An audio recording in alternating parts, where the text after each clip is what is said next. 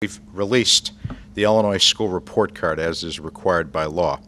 That report card contains much information in it.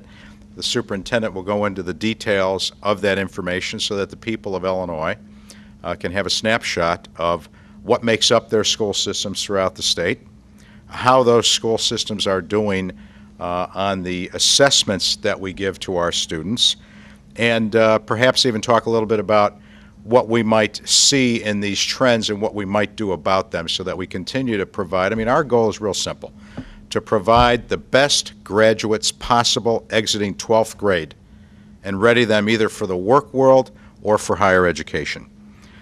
Let me start. As we've predicted over the past few years, we continue to see more schools, including some very, very good schools that have excellent reputations, not make adequate yearly progress under the federal No Child Left Behind law.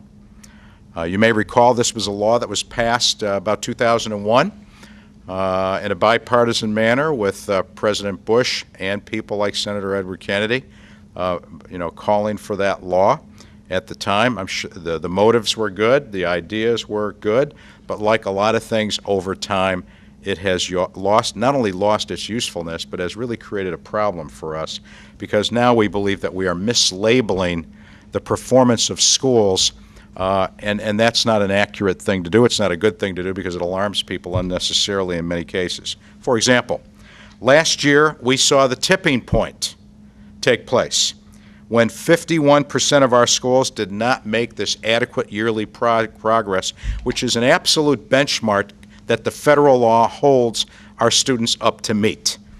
And we think it's unattainable.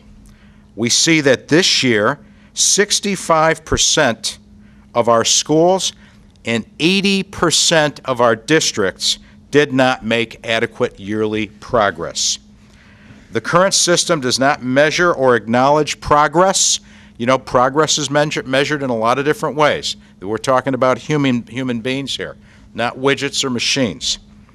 It doesn't even recognize excellence because only 8 schools in Illinois out of 656 made adequate yearly progress, and we all know by our own 2 eyes and our good sense that that is just not the case. There are many, many more schools that are doing very well.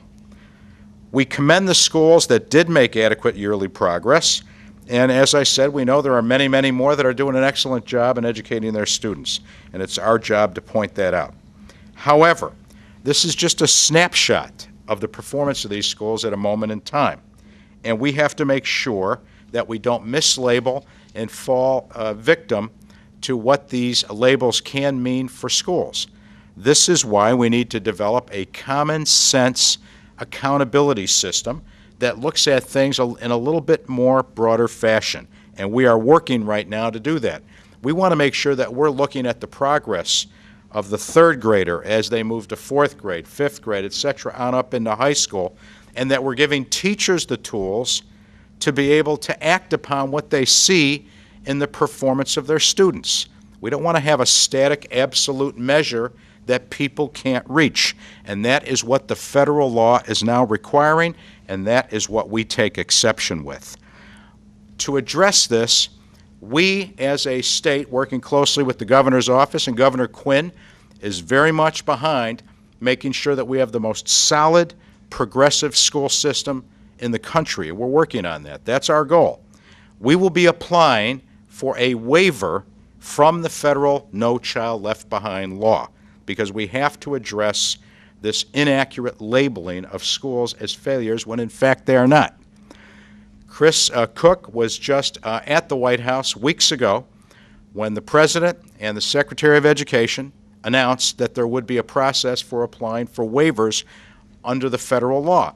The Congress has not acted to put in place a new law, and that is okay with us because we think we are more than up to the task to be able to put in place for Illinois a blueprint to measure how our schools are doing, have a good accountability system, and be able to assure parents and businesses and taxpayers that our schools are performing well. You will hear from our superintendent how our schools are doing. I think there's a lot to acknowledge and give people credit for. I think there are some things that are alarming. There are some things that are alarming. We continue to see the growth in poverty, and this is not a healthy trend. This is not a healthy trend. We have to act to do something about that. And the best way that Illinois can deal with issues of poverty and unemployment and underemployment is through educating our citizens. Give them the tools to be in demand by companies. And this is what we're working on.